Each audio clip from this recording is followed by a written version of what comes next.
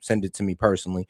And shout out to my man Monty coming in. He says we need set media merch. And shout out you guys for Rumble Rants. And shout out Monty coming in again. First product can be a TDS liberal tear bucket. I mean, for your wife's around the house cleaning, she can have comical relief with this TDS mop bucket. You pour your liberal tears into here and give your house a sparkling clean with liberal tears. I mean, hey, I could write a good little ad for that. Stalking Trump full time, waving around knee pads. I'd be embarrassed for the guy, but he doesn't seem to be embarrassed himself.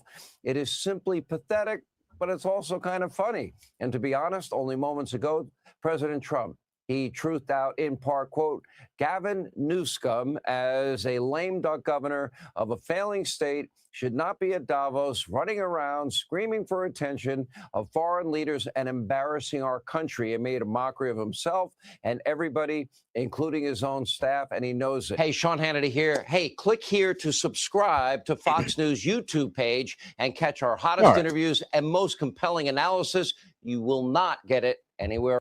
All right, let's go to this 5-year-old boy apparently taken by ICE. So let's go ahead and get into this because you already know they're going to radicalize it. So let's get into more radicalizing people against ICE.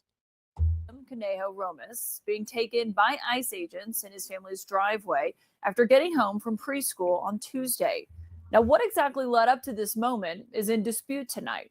Here's what the Department of Homeland Security is saying, that they were targeting the boy's father, who is from Ecuador. But when ICE agents approached them in the driveway, DHS says the dad took off and, quote, fled on foot, abandoning his child. The father was eventually apprehended and both were taken into custody together, the father and the son. The school district released a video of that moment showing the chaotic scene that many people in Minneapolis say has become all too familiar since those 3,000 federal immigration agents have arrived in their city.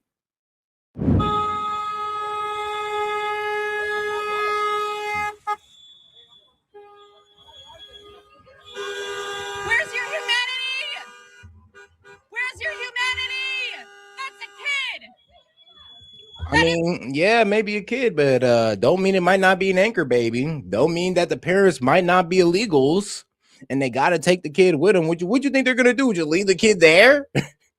Like, I'm sorry, but let's just add some common sense to this. Let's just say, we don't know now, but I'm going to assume that the parents' probably papers weren't good or under, like I said, are undocumented, period. And the kid got to go too. Now the kid got to be brought into a detention facility because the parents are illegals, or maybe the parent that they're with is an illegal and they need to bring the kid into holding. I mean, it is what it is. As a child. No context though. It's a story that even the vice president acknowledged today sounded terrible when he first heard it. But while he was in Minneapolis on the ground today, J.D. Vance argued that after learning more about what happened in the video that you saw, he says the child's detention was justified. I see this story, and I'm a father of a 5-year-old, actually, a 5-year-old little boy, and I think to myself, oh my God, this is terrible. How did we arrest a 5-year-old? Well, I do a little bit more follow-up research. And what I find is that the 5-year-old was not arrested, that his dad was an illegal alien. And then when they went to arrest his illegal alien father, the father ran. So the story is that ICE detained a 5-year-old. Well, what are they supposed to do? Are they supposed to let a 5-year-old child freeze to death? Are they not supposed to arrest an illegal alien in the United States? Now, attorneys for the family are arguing tonight that they have an active case, an active asylum case, and therefore they are in the country legally. They also say the dad here has no criminal record. And what we do know also from school district officials, as we're still trying to learn more about this, is that Liam is one of 4 of their students who have been detained by ICE in the last few weeks. The school board chair who witnessed Liam's detention today rejected how the vice president justified what happened. I heard, what are you doing? Don't take the child. His mom, like, there are people here that can take him. There was another adult who lived in the home that was there saying, I will take the child. I will take the child. Somebody else was yelling. They saw that I was there and said, school is here. They can take the child. You don't have to take them.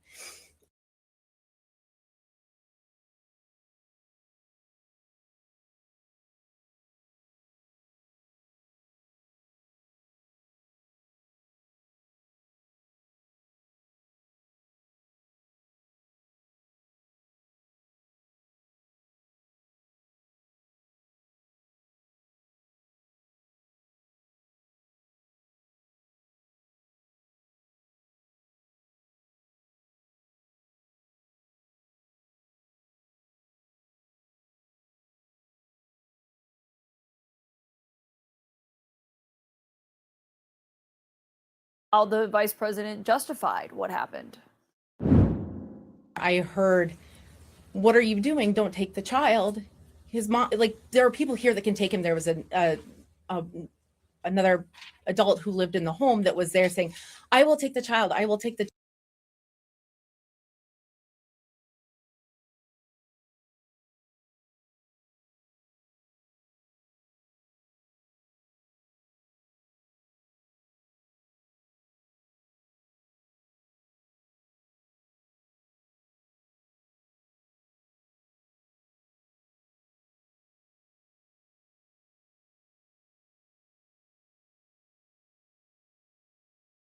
child." Somebody Oh, thanks, bro. So pretty much what I was going off on about is like, hold on now. Like, no, we can't just give the kid to the school because, like I said, nobody in that school is a kid legal guardian. And yeah, she said there was somebody at the house who said they'll take the kid, but we don't know if that guy's legal guardian of the kid, especially just running up to the scene and saying, I live in the house too. I live in the house too. Bro, we don't know who the F you are. We're not sure if you're the mom, dad, uncle, or you're the legal guardian who the parents switched it over to. I mean, yeah, we just can't give the kid to anybody without confirmation. So the kid is going to have to be detained. I mean, this is the reality of it. This is the situation that his parents put him in. The parents. I know it sucks to have to lock up a 5-year-old, but when your legal guardians aren't legal and we can't find a legal guardian for you in the United States that's supposed to be here, that's what we got to do until we can. And I'm sorry, but somebody just running up saying, "Oh, I'll take the kid. I'll take the kid." That's not how it works. Even if that guy or that person was a legal guardian, they're going to have to wait. a home that was there saying, "I will take the child. I will take the child." Somebody else was yelling. They saw that I was there and said, "School is here. They can take the child. You don't have to take them." Oh yeah, shout out. Yeah, not detained, but brought into protective custody. Yes, that's what it's called. Sorry, it was skipping my mind. I just kept saying detain. I was like, I know to get taken to something else, but yeah, protective custody. And there was ample opportunity to be able to safely hand that child off to adults. And mom was there. She saw out the window, and dad was yelling, "Please do not open the door. Don't open the door." Open that door. We know Liam and his father are being held at an ICE facility in Texas this evening. And this comes as the Justice Department also announced today that they have arrested the 3 people who interrupted a church service in St. Paul on Sunday. They were there protesting a pastor who appears to be a top ICE official in the Twin Cities. And the Department of Homeland Security shared the images of all the protesters who were arrested. And then the White House account, though, shared one that stood out. That's because it's a fake version of one of those photos. You can look at them side by side here. The White House implicitly confirmed to CNN that it did, in fact, alter this photo and knowingly posted it because officials directed us when we asked about the tweet to another post from a spokesperson that says enforcement of the law will continue. The memes will continue. Thank you for your attention to this matter. That side by side tonight, and also as we were trying to learn more, is what leads us to our lead source tonight, the Democratic senator from Minnesota, Tina Smith, who's been very outspoken. Well, this is crazy. So we're just supposed to be giving little kids out to what? Anybody that's not confirmed just because they walked up and said, "Oh, I'm the legal guardian." It's like, that's not how it works. Like, it's kind of crazy how they're framing this. Like, this is crazy. They're trying to radicalize people in the thing that ICE is kidnapping 5-year-old boys when no, let's explain the situation with full context. Most likely that kid's parents were undocumented or illegal, so they had to bring him into protective custody because, well, apparently it doesn't look like he have a legal guardian that's supposed to be here. Sadly. About all of this. And so, Senator, it's great to have you back here, given obviously what's been happening in your home state these last few weeks. I want to start, though, this 5-year-old who's now in ICE custody with his father tonight. What, if anything, have you heard about what happened here?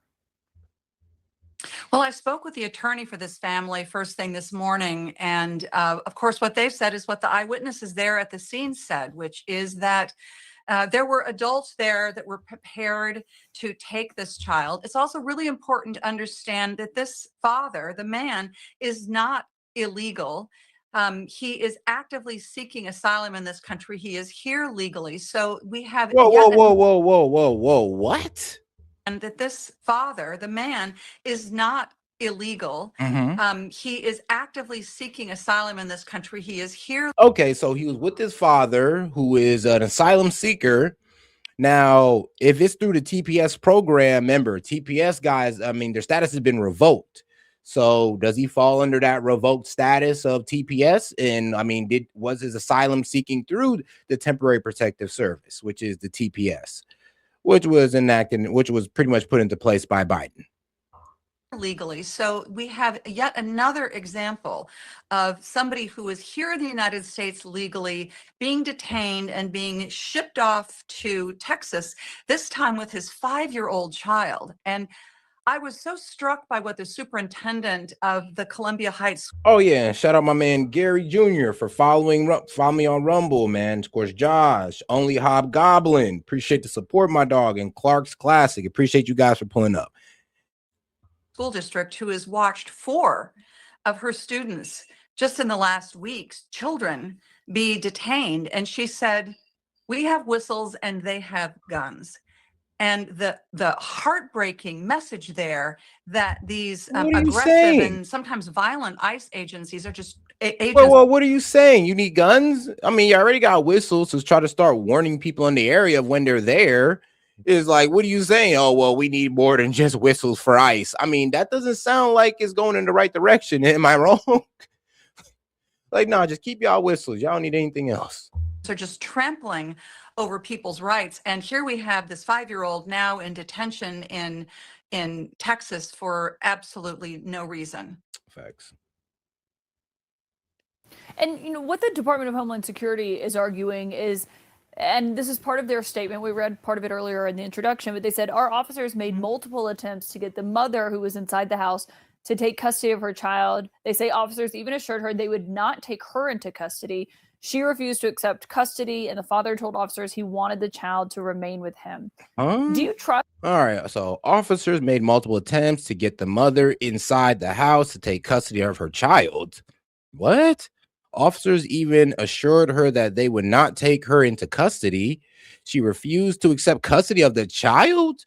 The father told officers he wanted the child to remain with him. Wait, whoa. Here's the thing, though. I mean, they went after him as an asylum seeker. So let's just say this. Now, we don't know for sure, but it does sound like he may have been part of the Temporary Protective Service, who may have had his status revoked. And that's why they're picking him up now, because he no longer sees the asylum claim as valid under the TPS. Because remember, it's been a lot of these guys got their TPS status revoked, especially in Minnesota.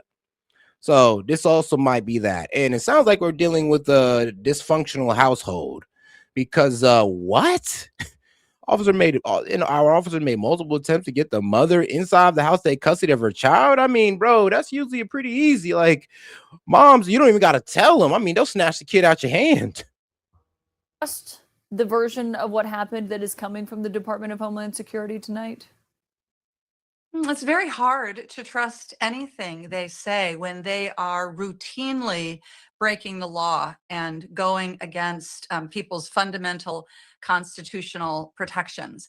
And, you know, what I trust is the police chief of Minneapolis, who talked about how trained law enforcement, when you have a situation where you have a young child in this kind of a very chaotic and scary environment, trained law enforcement know that their job is to de-escalate. It is to make sure that the child isn't traumatized. They are to figure out how to make sure that the child is in a safe place. And yet these federal agents do nothing like that. And as a result, I mean, who knows what kind of, disaster this is going to mean for this family. And again, reinforcing this father was in the United States legally. There was no reason to detain him or to send him hundreds of miles away from his home at all.